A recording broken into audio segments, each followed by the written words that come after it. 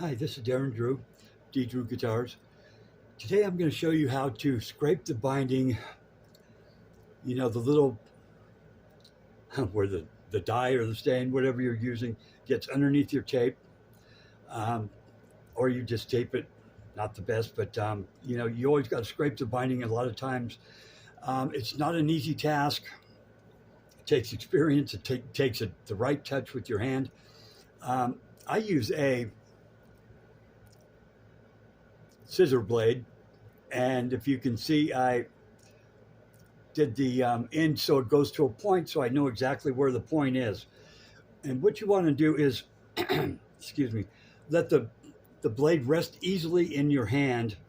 Um, you have more control that way. I don't like using razor blades because you really don't have control over them because you got to, keep your angle, say 90 degrees to your work surface where you're scraping at.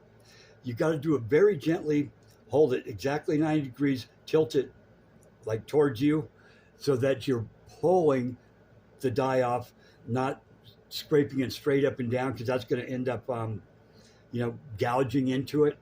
So you just want to, be very careful not to slip off to hit onto your finish, and I will always get the inside line first because that's the hardest. And I have a magnifying glass here that I even use. So what you want to do is just gently, scrape like this. And while you're doing so, you don't want to make a valley, and then you got to keep wiping off your, scraped off finish. You don't want to make a valley in it, where I'm doing it right against the finished edge, because then you just have to fill that in with, your finish, clear lacquer or whatever you're using. I hold my thumb on it like this so that it only goes in so far so that I don't scrape into my finish, like this. And it just makes it easier to hold the body, or whatever up tight so that it's, not moving around on you. And you'll see it as soon as you get it, right where the perfect place is for your angle of your blade. And I use a magnifying glass with the light on because I'm getting old and, my eyes aren't as good, but it's kind of like painting in a sense, when you're cutting in painting with this. And then I'll go back and I'll hit the edges. And you got to do it very gentle because you don't want this to dig into your, into your binding. And, it took me a while to get this down, but, it's not an easy task, but it takes a little practice, but you can get it. But just, you got to hold your blade just right. See how nice that looks? Because on binding, you got to keep it white. You got to keep it right, nice and tight.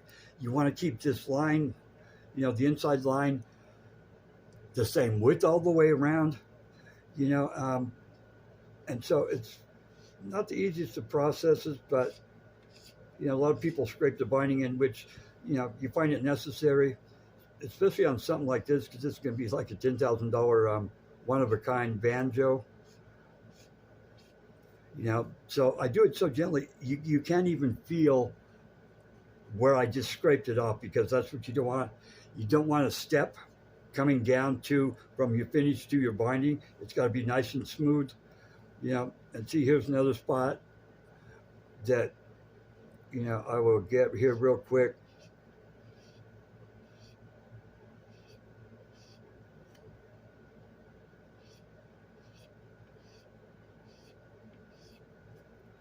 And see, with your thumb here, you're always at the right distance away.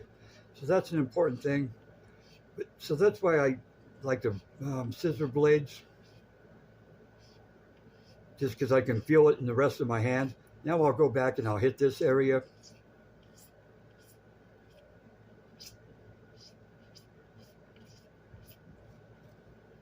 See, nice.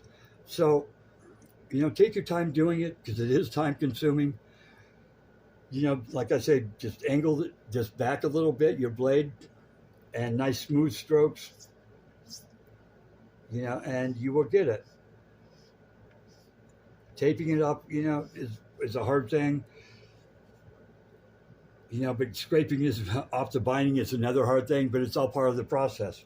So anyway, Trying to think if I have anything else to say about it, but just take your time and have a sharp blade. I like the scissor blade because it fits all the way in my hand.